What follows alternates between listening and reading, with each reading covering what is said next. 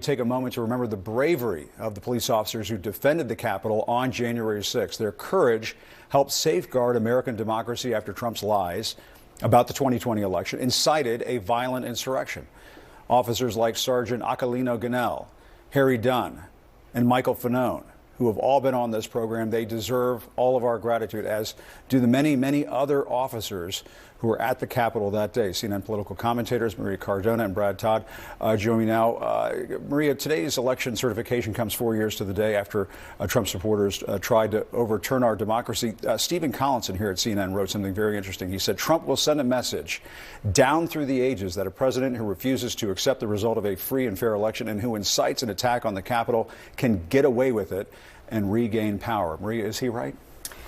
I think that history will certainly deem Donald Trump as one of the most violent presidents who allowed violence, who encouraged violence. And I don't think history will judge him well. I do agree with Stephen that clearly voters decided to prioritize the economy before they did the dangers of democracy. But I also believe, Jim, two things. First one is I'm a huge believer in that things happen for a reason. And it might very well have been that if Kamala Harris had won, there could have been violence because Donald Trump would have promoted it, because Donald Trump would have urged it. And the second thing is, I think Americans trust Democrats to be the ones to protect that democracy. Because as we see today, we are going back to what a day like this should be. Not violent, not deadly, not bloody, but something that is pro forma, almost boring, right? That's what it should be. That's what Democrats are going to demonstrate today that it is. So I think history will judge Donald Trump not in a good light in terms of somebody who understands and supports and respects democracy. But I do think that for now, we know what voters prioritized in this election.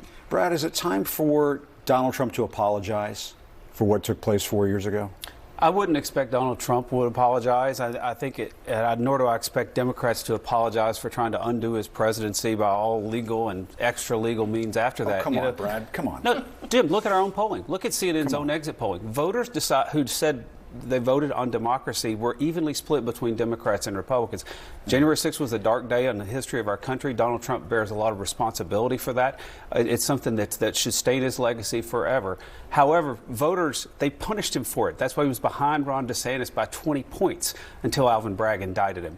And once voters decided that Democrats were determined to prevent Donald Trump from being elected by any extra legal means, they decided maybe this wasn't as clear. I mean, shouldn't your party have just rejected him, just flat out rejected him, from Kevin McCarthy to Mitch McConnell to the whole lot of them? How could your party let him be the nominee again? Isn't that the question? Watch what Kevin McCarthy and Mitch McConnell said in the aftermath of that. They absolutely did condemn him. Mitch McConnell was still condemning him months afterward on the floor. Yeah. Nancy Pelosi decided to use January 6th for partisan gain, though. She appointed. That's not true, she Brad. refused to let Kevin McCarthy appoint Republicans to the committee. She didn't let Republicans hire staff to the January 6th Oversight Committee. They didn't allow cross-examination. The January 6th committee had the Republican of all Republicans, Liz Cheney, on Liz Cheney was not booted out of your party. I mean, she wasn't appointed by her conference like Dick every Cheney's other daughter. committee. She wasn't appointed by the Republican conference. Good Republican. I mean, let me ask you this, Maria. I mean, Attorney General Merrick Garland, he put out a statement this morning saying he's proud of the Justice Department's prosecution of the Capitol rioters, saying, quote, put this up on screen, the public servants of the Justice Department have sought to hold accountable those criminally responsible for the January 6th attack on our democracy with unrelenting integrity. They have conducted themselves in a manner that adheres to the rule of law and honors our obligation to protect the civil rights and civil liberties of everyone in this country. But, you know, Maria, and I don't have to tell you this, a lot of Democrats are just totally disappointed in Merrick Garland and think that he botched this. Did he botch this? I think that way too much time went past, and I think that led to people perhaps not remembering, perhaps not understanding the importance, and frankly, letting other issues become the priority because, you know, voters are concerned with what is happening to them that day, right? And so I do think that a lot of time, Merrick Garland allowed too much time to go past, but we don't know what it was that they were looking at, what facts were in front of them. I do think that he obviously had the obligation, if he's going to bring this to the justice process, to have the facts be as strong as they could be. And to go back to what you said, I do think that Republicans, not just Trump, but Republican leaders are going to bear a lot of responsibility, and history is not going to be kind to them, because while what you said is true, that they were against him, that lasted like a nanosecond.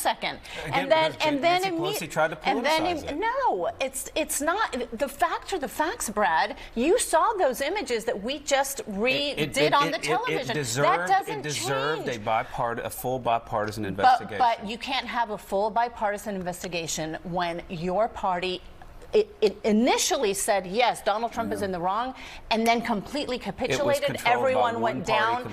Everyone went down to Mar-a-Lago to kiss the ring, and everything changed after that.